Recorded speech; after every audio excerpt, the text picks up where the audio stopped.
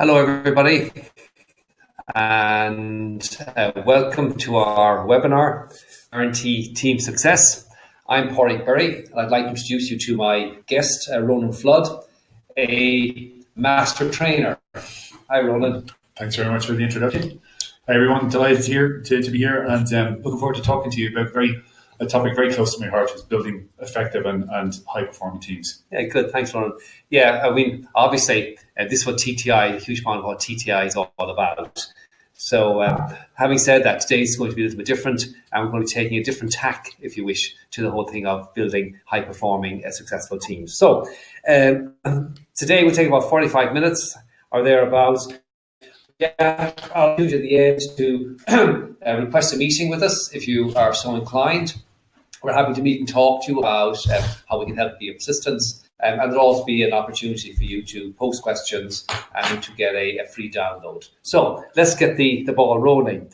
And let me start by, I'm going to pop up the slides here for you guys so that we're all looking at Ronan and myself for 45 minutes. You can actually look at the slide deck. So here we go. I'll pop up the slides here for you.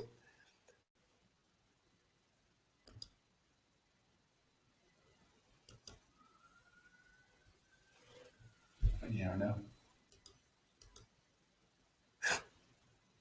Cancel. Or is it share? Now we're going to stop this. We'll start again. Stupid fucking thing. I did screen things here and it says open. No, but it didn't do this. It opened up the whole window. Yeah. It opened up my whole screen. It didn't do this. Although I've already.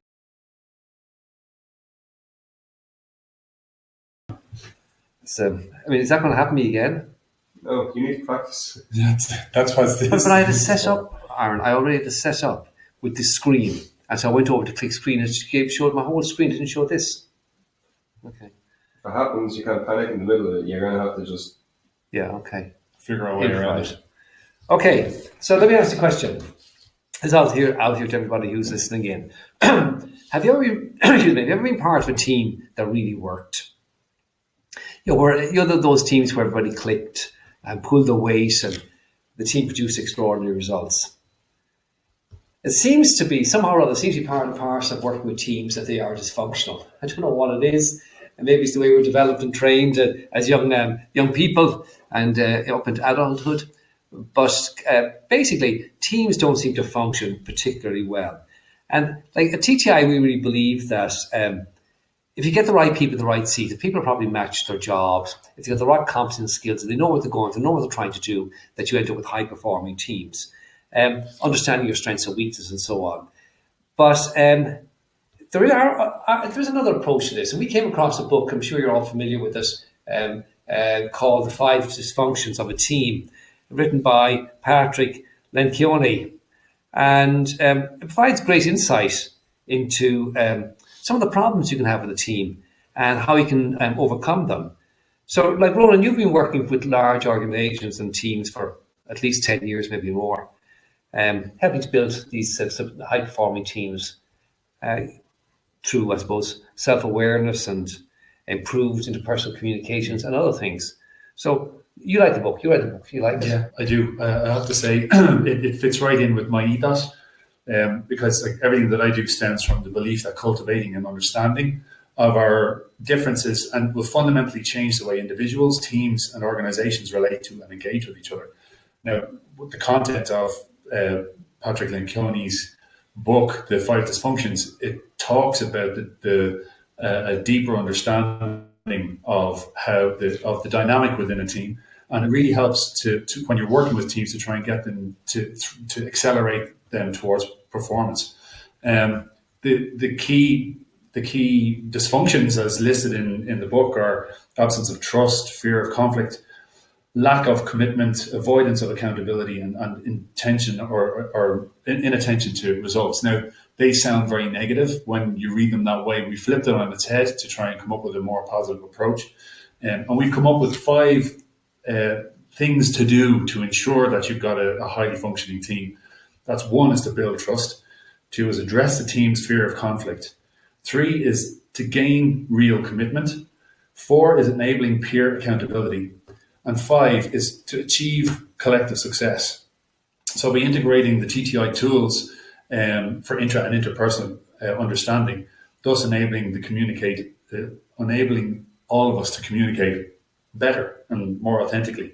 I truly believe that a team success can be guaranteed. Yeah, okay. Yeah, thanks, Ronan. Yeah, I'm looking forward to hearing of your experience as we go through the webinar. I suppose in this webinar, we're going to try and focus on one question, really. And just keep this in the back of your mind as we go through the webinar. And it is, how do you build honest conversations? Because we sort of believe this is the crux of the problem. If you look at all these issues, they all come down to honest conversations, to dealing with reality, dealing with the real issues. And so I suppose what we're going to talk about today, these 5 ways to guarantee success, are really all about how to have honest conversations across a range of areas. The first of Patrick's dysfunctions is the absence of trust. And our answer to that, of course, is to build trust. And, of course, that easy to say and not easy to do, I'm sure. So that begs the question, so how do you do it? So, Roland, like in your experience, what's the key issue here in building trust? Well, I think the first and foremost, the most prominent dysfunction, in my opinion, is this lack of trust. When it comes to training teams, trust means having confidence that the intentions of your colleagues, the other guys around the table, are good. Yeah. This means showing up with your shortcomings, being willing to take, being vulnerable, being willing to take on feedback about or asking for help. At the very least, being able to feel comfortable enough to be able to ask for help. Yeah, I suppose if they're not, if the team isn't true to itself, if people aren't true to themselves, they're not vulnerable and open. There is a lack of honesty, isn't there? The lack of trust, the lack of honesty, and it's very hard to have a high-performing team. And I suppose all great leaders really understand that. I mean, I don't know if you are a fan of Leonard Cohen. I am. God bless him. May he rest in peace. But in one of his songs, he talks about the cracks that would let the light in, and great leaders build trust. They don't build walls. Very topical at the moment, but I think if you look at really great leaders, it's interesting in Jim Collins' Good to Great, we talk about level 5 leaders, you talk about all these great companies, and of course you never heard of the leaders. It's really interesting, the servant leader, and they lead from a place of vulnerability and honesty. I mean, if in the workplace you have an absence of trust, fundamentally what you have is people trying to manage interactions with each other, playing politics, covering their ass, wasting time, and this eats into productivity. And great teams are made up of individuals who know their strengths and weaknesses, and everybody else knows them. They're clear, they're open, they're on the table, they've all been discussed, and people just getting on with the job. They're not playing games, they're focused on the job. And I suppose one has to say that it starts with the leader. So if you want to have this a vulnerable team, an open team, an honest team, a trusting team, the leader has to build this culture by being like that himself first. Absolutely. Interesting, I'm sure you've seen this in training when you're out there, and I certainly have seen when I'm in training and coaching and working with clients. You have to stand up there and be vulnerable yourself to enable them, to allow them to open up and be vulnerable and not be afraid to say, well, actually, I don't know, I don't understand, I can't do this, or I can't do that, or whatever. So anyway, so maybe take us into some what are our tips for building trust in the workplace? Well, there's three main tips, and it's not rocket science really. It just boils down to common sense. First thing is to be consistent. Humans like consistency. It can build stress. It can lead to stress when somebody is flipping out at the drop of a hat. If their emotions are not in check, if the way they deal with different people is different. And of course, when they've been profiled, when they've done their assessments of psychometrics, they can understand themselves, they can understand others, they can manage and regulate better. Absolutely. And regulate interactions with others better. Maybe that helps in that area, does it? For sure, it absolutely does. And at the very least, it points to why people might be not getting on as well as they could. Yeah. The second tip I would say is to foster a sense of accountability. When I'm working with a team, I try to get the team as a whole to build the strategy so that they own it, that they bring themselves to ensuring that what it is that they're trying to achieve gets done. So they bring their strengths and their wherewithal to bear on actually getting that strategy over the line. And of course, I mean, again, on that, I suppose, if people are holding themselves accountable, if that's actually happening, as an individual level, a team level, it becomes easier for people to acknowledge that they haven't delivered or whatever. If everybody's standing up and saying, well, no, I haven't done this, or I have done that, or this has worked, or that hasn't worked. Absolutely. It's easy for everybody else to do it as well. And this is where it's really important for the leader to be upfront and vulnerable to start with, because that will maintain the environment where it's safe for people to do that and hold themselves and other people accountable. And of course, interesting, when we think about accountability, we always think of it in a negative way, but it's also a positive thing. That if you're standing up and saying, here's what we said we're going to do, and I actually went and did it, that's a very positive thing. For sure. Or I did a lot of it, or I gave my best shot, or whatever. Yeah. I mean, it's helpful, it's motivation, it's encouraging, isn't it? Absolutely. So the third one then is to communicate the vision. Now, like I said already, if you're doing the foster the sense of accountability and involving everybody in building the strategy, then this isn't as important. But really, because everybody already knows what the vision is, but if you're the one who's driving it and you're the one who's got the vision for where this organization, where this team is going to go, then communicate it, talk about it with passion, sort of try and present something that the team can hook onto and say, I associate with this vision. Yeah, absolutely. We're big into one thing, plan, model, as you know. And one of the great things about that is that you do engage everybody fully. People have the opportunity to participate in developing the company headshot, the vision, and the strategic thrust and so on, and see their role in it and see what part they play. When you do the back to the future planning, they see how step by step we're going to get to where we want to go. And here's the part I'm playing in, and here's my plan, how I will contribute. Then accountability, of course, also becomes much easier, doesn't it? You know what you're supposed to deliver on. Okay, so when it comes to building a successful team, we all love Patrick's book. Patrick, pronounce his name? Lencioni. That's my understanding. The 5 dysfunctions of a team. The first of his 5 dysfunctions, the absence of trust. The sense of trust is critical to effective team success. Okay, we're looking at 5 ways to guarantee team success. I'm Corey Burry, and with my guest Ronan Flood, Master Team Builder. I'm going to have to get that without giggling. Yeah, I know. Master Team Builder. Like it or lump it, conflict is an unavoidable part of what it means to be a team. And how effectively a team deals with conflict will often determine their long-term success. It's a really interesting one. Fear of conflict is the second dysfunction from Patrick Lencioni's book, The 5 Dysfunctions of a Team, and it stems from a sense of artificial harmony or a desire to keep the peace at any cost. A bit like Brexit, Brexit at any price, same kind of thing. This means that all passionate, productive debate is stymied. And because the team's afraid of conflict, they're afraid of really getting up there and banging the table and saying what they really believe. However, teams that face up to conflict and engage in it productively, I suppose, rather than negatively, are more likely to have interesting meetings, to solve problems quickly and keep office politics to a minimum. Because they have these confrontations, they say it out front, they deal with it and they move on.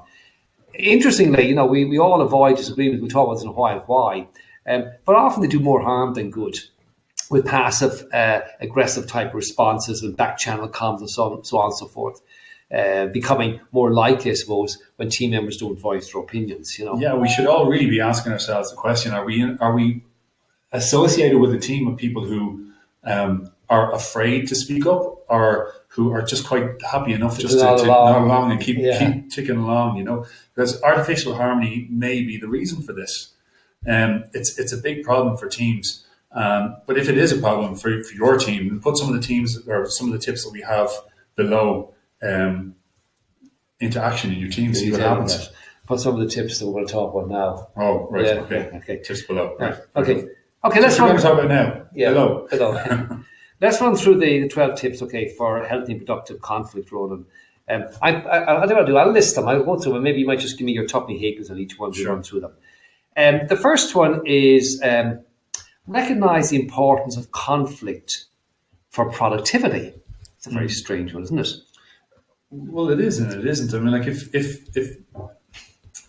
we don't normally think that way. Recognise the importance of conflict for productivity. Yeah. Well, I mean, like feeling comfortable to actually voice your opinion has an impact on your productivity. If you feel unable to voice your opinion on something, that is like an emotional stress that you're holding within yourself that's going to impact on how you do the rest of your day job. Yeah, okay, fair enough. Yeah. I suppose, I mean, better, as you said in Harry Potter, when he did that spell and he had all the slugs inside him, better out than in. Yeah.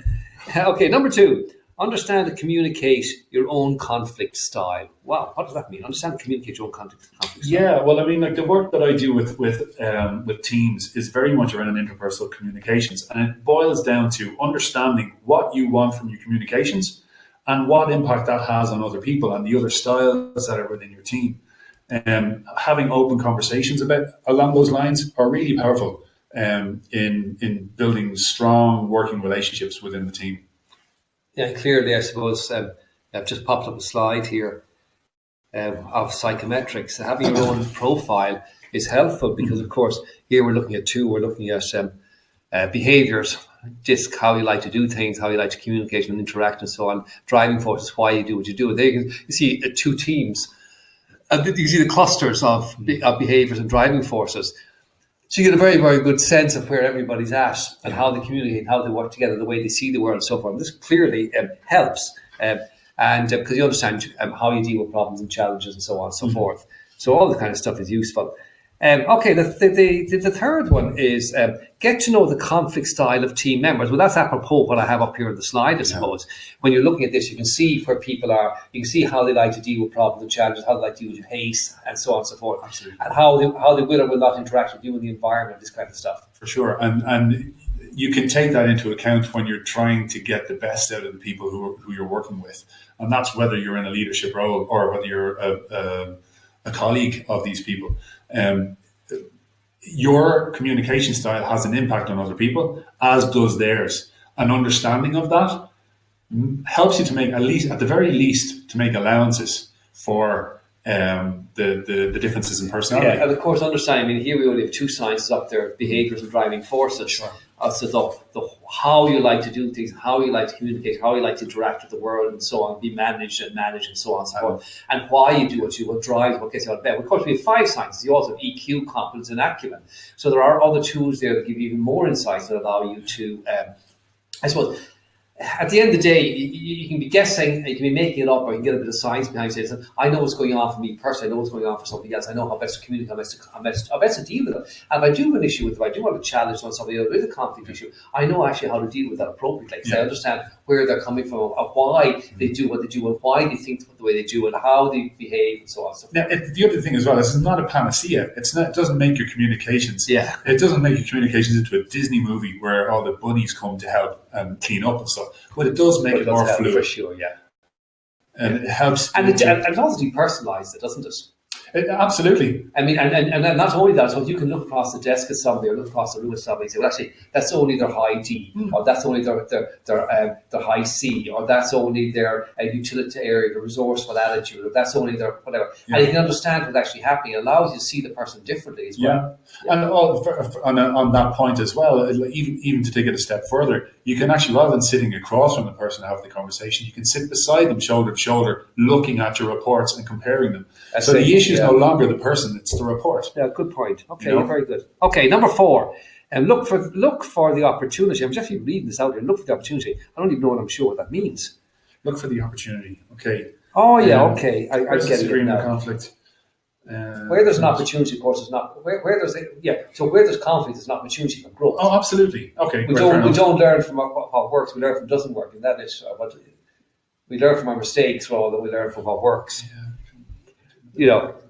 I mean, so when you have it certainly can lead to innovation for starters, because like if you're looking at conflict, okay, there's a 2-sided sword, a very positive 2-sided sword. If you're looking for conflict as producing opportunities, first of all, conflict no longer holds it's no longer a fear, because it's something that you're looking out for, because it's going to bring opportunities. So that's the first thing. Yeah. And second of all, once you've got the opportunities down, you have an environment where you can have those open conversations, it does lead to innovation, because you will bring your opinion across and it will either be accepted or it won't. Yeah, okay. You know? The next one down here is turn things around using requests. That comes from UpGuard. They make things of turning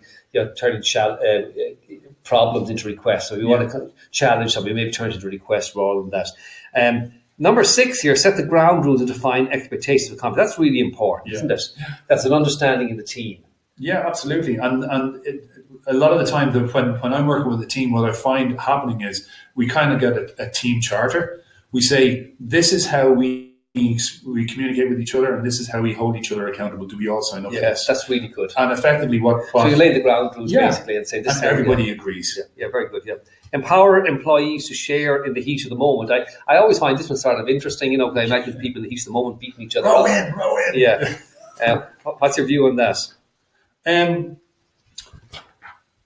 Yeah, I mean, empower people, and I think it's not a question, it's not invite, it's empower employees to share in the heat of the moment. So they're not going to row in, they're not going to jump in with 2 feet, because they're empowered by knowing what the ground rules are, by having a respect for everybody around the table, and an understanding of the differences, that they're going to add value to the conversation. So, yeah, it's really important that in the heat of the moment, when the emotion is present, that everybody's heard, but the way that they're heard is important too. Yeah, okay.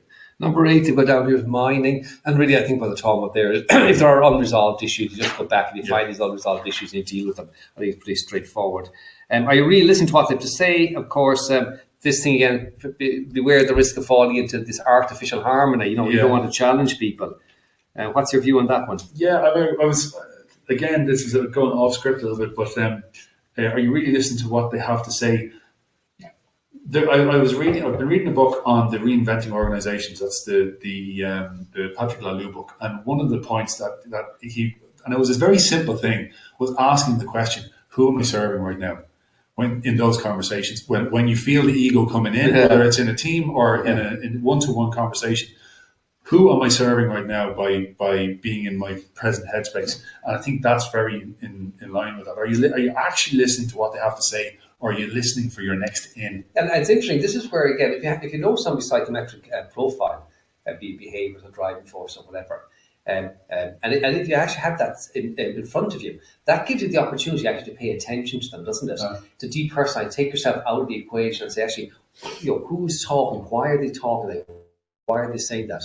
Like when I asked Aaron there to tell me the thing, and he goes boom back to me, why? Why? What's actually going on? And that way you don't take offence. Yeah. And you move forward. And that brings me to number 10. Avoid getting personal. Yeah. You know, and this is really critical, isn't it? Absolutely. Again, but that's going to be, especially if you've got the rules down and the rules of engagement, that's going to be one of them. You know, it's not personal. It's about the piece of work that needs to be done, or the key accountability that's being missed or that's being neglected. That's what the conversation is about. But it's identified. I've got examples. Yeah. On this day you did as that. As opposed to, you're a bad boy. Exactly. Yeah. You rubbed a biscuit, bad boy. Number 11 here, address the most important issue first. I think that's pretty obvious. And choose your battles wisely. That's also pretty obvious. I think you don't want to spend all your time doing battle on things that don't really matter. Absolutely. But you're going to have a better understanding of what's really important if you've got your vision down and you're communicating your vision every day. And what you do need to fight on. Yeah. So they're all of these tips, they really do empower each other. You know, if the more that you they all feed on each other and support each other. They feed and support each other. So it's a better I mean, Patrick, like Keone said in his book, our ability to engage in passionate, unfiltered debate about what we need to do to succeed will determine our future. Lovely one. Yeah. Fear of conflict comes from a desire to avoid disagreements and stems from a sense of artificial harmony. So here's my question. Which of the 12 practices will make a difference to your team? What are you going to do about it? And when? Yeah. Okay. We're looking at 5 ways to guarantee success. I'm Pádraig Burry. I'm here with my guest Ronan Flood, Master Team Builder. We've taken these 5 dysfunctions and turned them on their head to come up with 5 ways to guarantee team success. And here we're looking at number 3, gaining real commitment. So, we all know this. I mean, anybody, I'm going to tell you a story before I even start. I had a boss years ago, and he turned around one day, he said, Paul, he said, you're committed up to your ankles. And I reflected on what he said, and I realised I didn't agree where the company was going, and I left. He was dead right, I was committed up to my ankles. People who lack commitment at work can have a really negative impact on team morale and on performance. Nick Cunningham says people aren't going to hold themselves accountable if they haven't clearly bought into the same plan. So this is really important, buying into the plan, getting people committed, and that's what we're going to look at now. Cool. So here are the 10 top tips for building commitment. Okay, let's follow. Just before we jump into them, just a quickie here. When a team has a high level of trust and engage in healthy conflict, the first two, they will commit to team goals and objectives. If the first two aren't dealt with, there's no point talking about number three. It's important to understand this is a hierarchy or a holarchy, whichever way you want to look at it. But you have to deal with them one by one. And the first one is trust. Then comes conflict and the ability to deal with conflict in an appropriate way. And then from there, you can come to commitment. You can't do it in reverse order. So just remember, there's an order to this. If they don't agree fully, people don't agree fully with the aims and objectives, if teams members have their voices heard and trusted colleagues will commit to doing their share of the work, even if they don't agree fully. So if people are on board, they engage the plan, they're open and honest, they're having proper discussions, even if they're not fully in agreement with everything, they commit and do their piece anyway. Yeah, on the other hand, dysfunctional teams that don't commit experience ambiguity about goals and direction. Yeah, for sure. They fail to, I was here, I'm reading again, they fail to make decisions and as a result don't move forward. Lack of commitment leads to paralysis of analysis. Absolutely, that's a big thing. I mean, and that's again going to have a big impact with the personalities that are on the table too.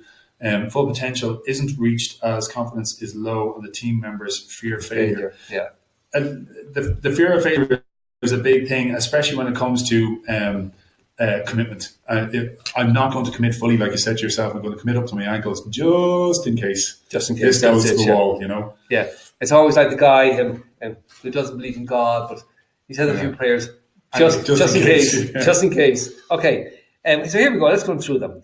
10 tips you can put in place today to improve commitment in your team.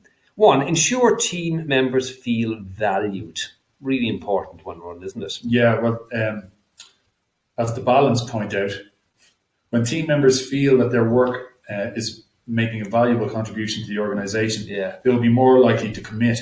Even better is when the work they are doing is also of value to their career. Okay, so basically what we're saying here is if I know what's in it for me and I know that I'm doing it well, I'm going to do it even better. Yeah, absolutely.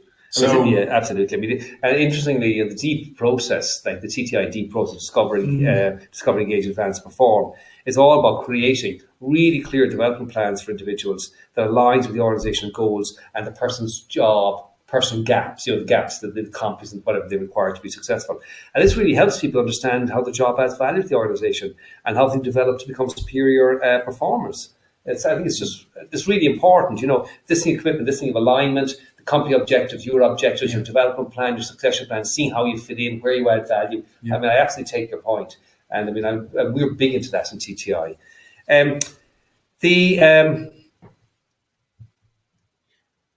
Volunteer, I'm looking at this, I'm reading this second one out. 5 ways to guarantee team success. Volunteer involvement works best. What in heaven's name does he mean by that? Volunteer involvement works best. Team members feel forced to work on a project. You can be sure to find a lack of commitment. Yeah, okay. So look, if I'm not bought into it, and this is again, it's in alignment. If I know what my career path is, and we've got the development plan there, we've got the support mechanism, and my personal values are aligned with the values of the organisation, then I'm in it up to my neck, not up to my ankles. And I will work passionately because I'm aligned with what the business is trying to achieve. But if I don't know what that is, or it's ambiguous, or it's unclear, then it's going to be very difficult for me to throw myself in 100%. So volunteer involvement works best. So if I think what he's trying to say there is, if we're talking about a project that absolutely needs to get over the line, we want people who want to be there working on that project, not people who are being forced to be there. So you put your hand up if you're interested in this particular piece of work. Well, how can people be picking their own teams? I don't understand. How can you do that? How can it actually practically work? Well, I mean, I accept that. If you say, I want to be part of this, I'm going to be more engaged. I mean, in commission, I accept that. But I mean, that's not the way companies run, sure. No, it's not in the sort of the traditional hierarchical sense of how an organisation is run. But there's new organisations coming out that are self-managed, that have structures in place that allow this to happen, allow people to show up, and it's back in line with sort of showing up as yourself, not just as the role that you're there to do, but as yourself. And not to do a role that is written down on a sheet of paper, but to identify how you can bring your strengths to bear on the organisation, on the direction of the organisation. Sounds very scary. It does. It's really scary for the leaders, and what it really requires is for the leader to be vulnerable and to hold the space for that, for those people to step into their power. Effectively, is what they're talking about. Well, this is hilarious because let me tell you, number 3 here is build clarity about roles and responsibilities. And I'm really hot on this one. Yeah. Having a discussion around each member's roles and responsibilities, where their actual talents and strengths lie, what they're passionate about, and I suppose as much as possible aligning their roles and responsibilities around their strengths and their interests. So having a job benchmark and matching people with the roles and indeed potential future roles that I mentioned earlier really helps here. Seeing their behaviour, motivational, competency, etc. profile also helps, I think. And it helps identify where they can demonstrate superior performance. It's all about superior performance. I think if somebody feels or sees they're in the right role, where they have all the skills and the talents for superior performance, they will get really excited and performance will rocket. I mean, that would be my view. I mean, I absolutely agree with you. And even just on that, before we go off that point, on the job benchmarking, the effort that has been put in to actually benchmark the role and people in that role also provides a huge amount of information about the skills and the passions of the people who are fulfilling those roles. So it feeds back into the volunteer involvement works best. So when a piece of work arises, you know what their skills are within your workforce, and you can actually bring it to the attention of the people who you think might be really good at doing those particular pieces of work. Okay, we're looking at gaining real commitment, 10 tips for gaining commitment in your work team. And we're looking at number 4, foster a sense of trust. Well, I think that's pretty straightforward. I mean, following through on what you said to do and hold yourself accountable. Stretching your team. In order to avoid commitment problems, make sure your team members are challenged enough and they are on board. Yeah. Any thoughts on that? Yeah, absolutely. I mean, again, if you are building an environment where everybody holds everybody else accountable, they're holding themselves accountable as well, and they're holding themselves accountable for their own career. So they're going to be interested in furthering their career in any way that they can possibly do it. I suppose to do that, you've got to allow people to fail, though, don't you? And that's his next point. Give people permission to fail. Absolutely, it's got to be safe to fail. Yeah. And the consequences are the learning as opposed to fingers being pointed. Yeah, for sure. And interesting, in point number 7 here, what's the worst that could happen? So our tip number 7, what's the worst that could happen? It's a really interesting way of looking at it. Yeah, I mean, it's again safe to fail thing. Like what's the worst that can happen? If it's the end of the business, then maybe we don't do that with somebody who's doing it for the first time. But if you ask the question, what's the worst that can happen, and the worst isn't that bad, then there's a safe to fail opportunity for a stretch assignment. Yeah. Fair enough. We're heading on the last 2 or 3 here. Encourage creativity and novel ideas. Yeah, I think when people get bored in their roles, so if you give them the opportunity to do different things and do interesting things, I think is and bring their own way of doing the things that they're responsible for as well. Yeah. Give praise where praise is due. We all know that, but we don't really need to talk about it. Mm-hmm. And of course, it's not about praising the individual per se. It's about praising the behaviour, the activity that does. That was a job well done, or you did that well, or whatever it is. Sure. And of course, the last one, and I like this last one: promote group identity.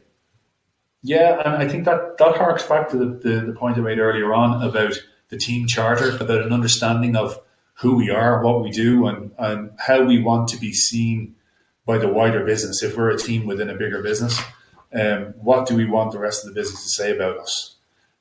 So, because it really informs the way we talk to each other and the way we talk to our partners outside in the business.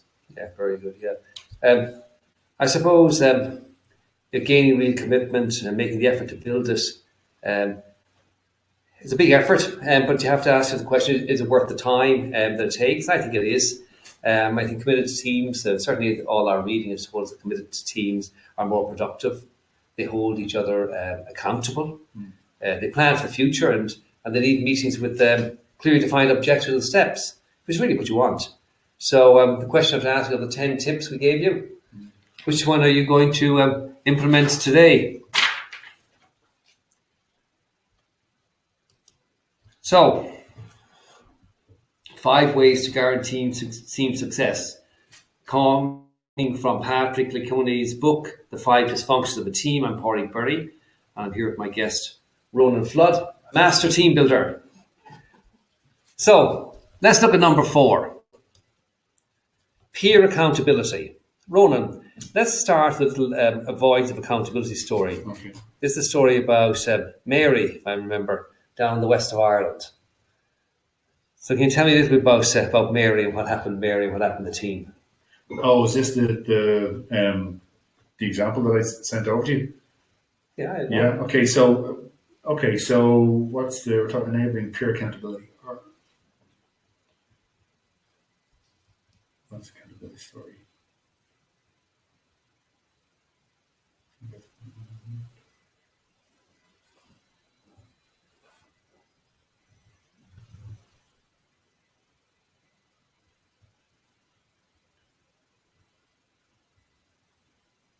Sorry, I'm not sure where we're going with this. Okay, I'll do it. I'll just see. So let's start with a avoidance of accountability story. So hidden away in the west of Ireland, I want you to imagine this small team working on a project for a large organisation. Really key little team. The team gets on well, they value the relation with one another. They're all friends, I suppose. And they don't engage in gossip or office politics. It's all very straightforward. But they're working on this particular project and they notice that Sally doesn't seem to be engaged, committed, or working to her previous standards. I'm not quite sure why. I suppose they figure she must be having a lot going on, she's under a lot of pressure at home or something, and they decide not to push her too hard or say anything. But over time, they find that avoiding the problem doesn't make it any better. It's interesting, when it comes to Lecone's 5 functions of a team, it's often the case that one dysfunction leads to another. So Sally's lack of commitment gradually becomes an avoidance of accountability. And nobody, not herself or boss or Cork, is doing anything to help keep her, I suppose, accountable for her goals and objectives. They see a team member not giving their best effort, compromising the project's end result. And what do? Well, they do nothing. They get on well, they don't want to disturb the peace, they don't want to offend anyone. They say nothing because they want to avoid the discomfort of having to confront their colleague and potentially damage a valued relationship. So, I mean, Nicole says, hard as it is sometimes to enter the danger with your direct report and confront them with something sickening. It's even harder with your peers. Of course, the team's frustration builds up and starts falling false passive aggressive behaviour. So comments, negative attitudes, so in the long run, it's best to be honest with one another. To encourage team members to say it out front. Even if vulnerable, if it's stressful, it ends up strengthening the relationship, sure, and building level of trust and respect in the team. And as including remarks, peer pressure is by far the best way to keep standards and performance high. So let's look at peer enabling peer accountability. 6 ways to improve accountability. And here's the first one: develop a sense of shared purpose. When all team members are on board, you mentioned this earlier, when all team members are on board with a project and they're all heading in the same direction, accountability will come. I mean, for sure it will come. If everybody says this is what we're trying to do, accountability will come. Focus on why the project or assignment needs to be done and the benefits of carrying it out to a high standard. Have a clear plan that everybody participates in creating, and therefore they all buy into. All these things will really, really help. And that leads on to the second one, create a specific, clearly defined goals and objectives for the end result. Yeah. Clearly define what the ideal end result looks like and work backwards from there. Yeah, for sure. Check that everyone understands and is in agreement about what the team is working towards. To combat an avoidance of accountability, there should be no ambiguity about the roles or tasks, so everybody knows exactly what's expected of them. Yeah, and of course, I mean, I see another one here, focus on the positives. Yeah, it's about improvement, not punishment. Yeah. Far too often teams focus on the negatives. They can become blinkered. I know. I'm just trying to add lib. Focus on positives. It's about improvement, not punishment. Yeah. So basically, it's back to the point that we made earlier on. The learning of if it's safe to fail and we failed and we learn from that. So we focus on the positives. You failed, but what did you learn from this? Yeah. And focus on what's working. Yeah. Yeah, fair enough. Yeah. I mean, a culture of punishment for sure will poison any seeds of creativity or innovation, I mean, accountability, Forbes points out accountability is about improvement, isn't it? Yeah, well, it's actually, it's in line with a piece of work that I did a couple of years ago where the overarching perception was that to speak out would be career limiting. So yeah, for sure. But look at the garden whistleblowers. All of this. Yeah, but you're like, and that's a cultural thing. You see, they open their mouth, they say, "Sorry, this is wrong," and all of a sudden, the establishment just slaps them on the wrist. It's not great. Okay, we're talking about 6 ways to improve accountability. Number 4, flexibility works. Give your team members space, and this is really, really important. Ensure everybody's voice is heard. We talked about this already in listening respectively to all ideas from team members. We've already said that. It's important that we listen, we hear all team members. But here's the difference. Once goals, tasks and priorities are set, don't micromanage. This is the key. Agree the plans and let people get on with it. I mean, be there as a leader, be there to give support when it's needed. But trust, I suppose, in the creativity and the capabilities of your team. And if you don't trust the creativity and capabilities, then you got the wrong team. Yeah. You go back to ground zero. And when things aren't going well, or when they aren't going right, pause, reflect, and make changes. Yeah. Like, it's really important to keep an eye on how things are. Are we on track towards where we're trying to get to? If we're not, what can we change about it? What control do we have over the situation?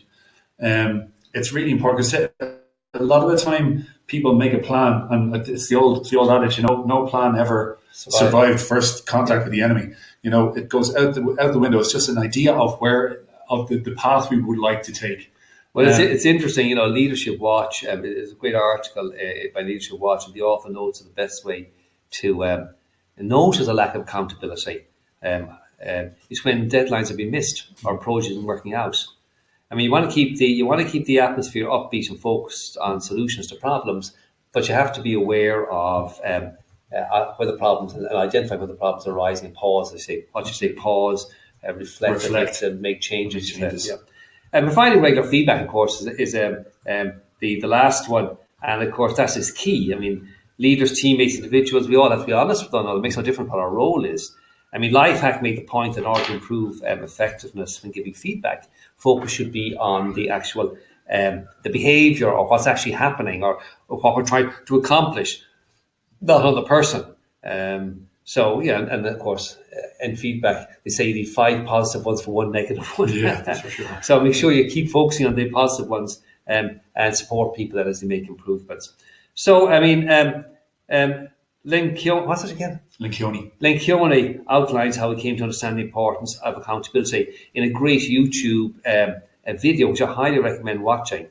And I think that the most important thing that I got from it was that if a leader is going to hold people accountable, then co-workers will think, hey, I might as well say something to Sally. Remember our case study earlier? Seeing as my boss is going to say something anyway. But if a leader doesn't say something, then he sets the culture, he sets the tone, and nobody else says anything. But when the leader acts upon the first signs of a lack of accountability, the attitude changes, the culture changes, it improves, the entire workplace gets better. So here's my question. Which of the 6 steps are you going to implement to make a difference to your team's performance? We are looking at 5 ways to guarantee team success. I'm Cornick Berry. I'm here with my guest, Ronan Flood, Master Team Builder, and we're having a look at Patrick Lencioni's book, The 5 Dysfunctions of a Team, where we've sort of turned it on its head and tried to come up with ways to guarantee team success. We're looking at the fifth one, Achieve Collective Success, how to overcome an inattention to results in 8 easy steps. Interesting one. Once upon a time. What? Have you got a story? I have a story coming up. So Okay. once upon a time, there was a man named Bill. Bill was hired. You didn't fall off a wall now and get broke and put them together again. No, Okay. nothing like that. Bill was hired for his impressive education, extensive relevant experience, and high IQ. He seemed to be the perfect candidate, a driven, commanding individual. The rest of the executive team figured that he would be someone who would get stuff done. However, a few short months into his new role, problems started to emerge on the team. The atmosphere changed from one of collaboration to one of competition. Everyone seemed to be looking out for number one, and they began to put their individual career goals above the team goals. After a while, a sense of secrecy and isolation reigned, and individuals forgot to let their team in on what work they were doing. This story is a classic case in point in Lencioni's fifth and final dysfunction, the team inattention to results, stemming from status and ego. It's interesting, I work with a company that rewards individual performance. And it's interesting, I've been arguing the case to them for some time that in fact they're missing the point. The team, the various individuals should be working together to support each other, support the growth of the overall business. And they're not. They actually see each other bizarrely. They see each other as competitors. Yeah. And actually, you won't talk about TTIs and MDs. Yeah. They actually see each other as competitors. Mm. And they don't cooperate, they're not helping, they're not supporting. I'm trying to get them from different countries to support them. They won't freaking help. They'll see each other as competitors. Madness. So, let me ask the question. What does a team that doesn't suffer from inattention to results look like? If they are focused on results, Roland, what do they look like? Well, if they're focused on results, then they're getting stuff done, because what gets measured gets done, right? Yeah. The increased focus on individual work inevitably leads to slow progress and decline in team performance. We flip that around, didn't we? When the team is experiencing inattention to results, it won't perform well long term because it's not looking at what we're trying to achieve. So it's not measuring where we've said what we're trying to achieve. We're heading down the road, but we're not watching. We're not looking for signs of missed deadlines or slipping projects, Yeah. When we are looking for that, then we're on top of things. Things Yeah. get done, and the And people take collective responsibility. I suppose, absolutely, as well. yeah. You get rid of ego and you get rid of. Lencioni points out that these teams, the teams that don't suffer from inattention results, they minimize distractions, retain achievement-oriented employees. Sort of interesting, It's funny actually. Your little story there about Bill. I've just popped up there Bill's profile, and you can see Bill here is a really strong team player. He's right out here. His behavioural style is high D. He's over here. He's out there pushing, driving through problems and challenges, persuading people. And of course, he only works with people where there's something in it for him. And he always thinks about the bottom line. He's thinking about functional reform doesn't work, and he wants to be in control of his own destiny and lead the charge. A solid team player, as you can see. Yeah. But of course, he could be a team player. Yeah. If he's an enlightened man, if he's aware of this, Yeah. and the rest of the team are aware when they work together constructively. And he had the support. But you can see clearly that he's not. He was brought in, he's doing his own thing, and the damage is happening. He was brought in because of his experience and his IQ, which is only one aspect of what makes Bill Bill. Well, there are actually two aspects. Well, two aspects of what makes Bill Bill. But there's lots of aspects of what makes Bill Bill. So, okay, let's look at our 8 tips to overcome inattention results. What time do we start, Aaron? What time do we start at? Huh? What time do we start at? Um, Okay, we'll wrap it there. We've done enough. yeah, because I have to Yeah, be we'll over wrap to it.